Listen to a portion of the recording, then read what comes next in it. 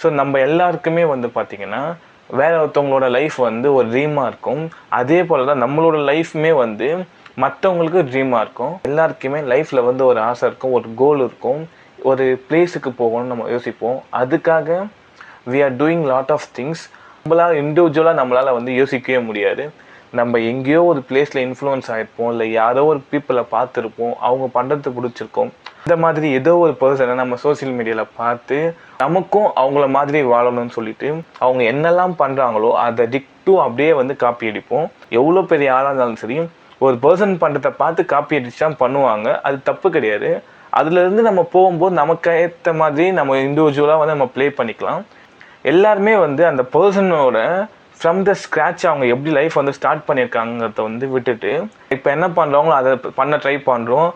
அப்படி இருந்தும் நம்மளால் வந்து சக்ஸஸை வந்து ஈஸியாக அடைய முடியல.